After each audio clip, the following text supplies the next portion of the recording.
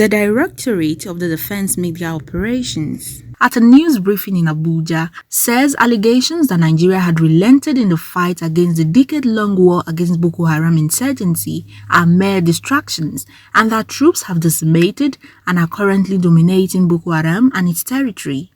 Major General John Enenche said the success or failure of operation can only be accepted if it comes from the Multinational Joint Task Force, which is headed by an executive secretary appointed by the 4 countries that came together to revive the Multinational Joint Task Force.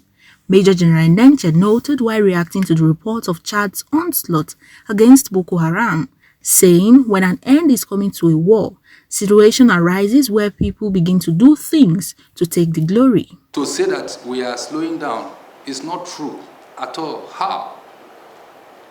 By the mandate, if you have to do any exploitation from your country, you have up to 25 kilometers to go without seeking permission.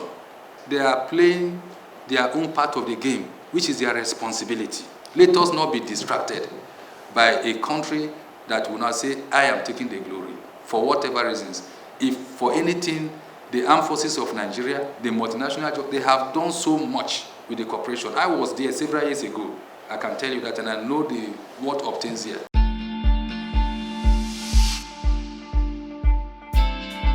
On the 4th of January 2020, it was reported that Chadian soldiers returned to their country after they supported the Nigerian troops in the Boko Haram fight. The spokesperson of the Chadian army explained, saying, in quote, "It is our troops who went to aid Nigerian soldiers months ago returning home. They have finished their mission." End of quote. But reporting some portals revealed that there was a conflict of interest between both countries, which needs to be clarified by either of the countries. However, Major General Enenche said there is no problem between Nigeria and countries like Chad battling the Boko Haram insurgency. When they pulled out last year or thereabout, there was no vacuum created. Nigeria did not cry. All we needed to do, all the command there needed to do was to adjust the boundaries and then give responsibilities, which was neatly and perfectly done. There is no problem in any way between Nigeria and Chad in the fight against insurgency in the Lake Chad basin, not at all. And I will state categorically here that I am in touch, or rather we are in touch with the high command of the Multinational Joint Task Force, which is actually and operationally responsible for all the activities that are going on in that area. The Chadian troops led by President Idris Deby launched an onslaught considered successful against Boko Haram.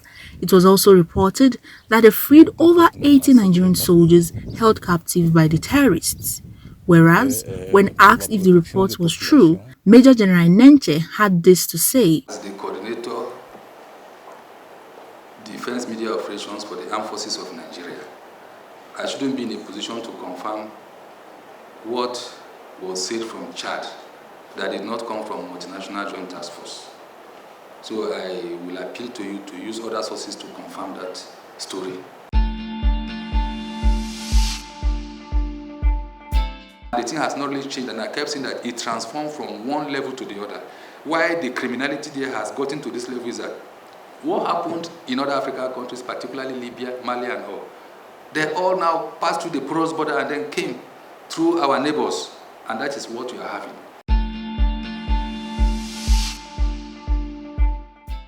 The combined effort of our gallant troops of the land component, maritime component, and air component, this I mean Army, Navy, and Air Force, has resulted to neutralization of scores of Boko Haram terrorists and ISWAP elements, which led to the decapitation of their various hideouts in the general area of operation.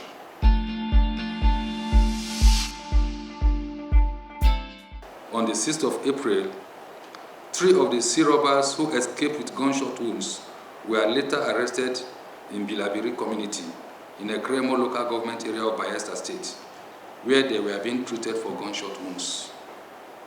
The arrested sea robbers are undergoing treatment and preliminary investigation, after which they will be handed over to the appropriate authorities for prosecution.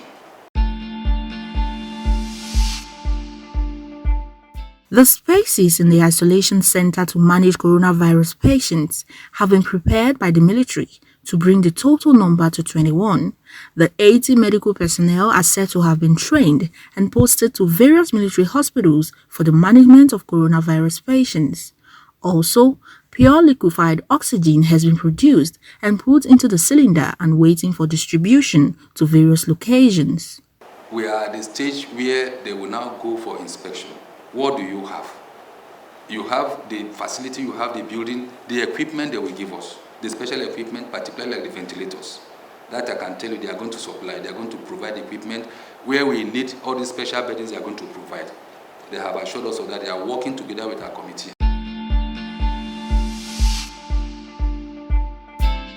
Major General Nenche explained that the armed forces are working together with the Central Committee to provide needed medical facilities. I will tell you that the committee set up by the Armed Forces of Nigeria is not working in isolation. It's working with the Presidential Task Force and the NCDC. So for whatever we have been doing, we are working together with PTF and then NCDC, and at not any serious cost to the Armed Forces of Nigeria. Until it is confirmed by the National Committee. This is our own subcommittee. What we are doing is to be assuring the public that the Armed Forces of Nigeria is there for them and that we are providing the support. But in the event that there are rising cases of COVID-19 and the 80 medical personnel trained by the military to manage the infectious disease are not enough, what would be the next line of action? There's what we call train the trainer. That is normal thing in the military. Just like me now, I trained on this defense media operations with a set of 4 officers, and our strength is well over going to be 50, who are going to be the trainers. There's what we call in-service training, on-the-job training. So if the need arises at the long term, then the people trained already will now train others that they will need at those locations. But for now, yes, adequate. The capacity for each military hospitals spread across the various locations ranges from 20 to 100.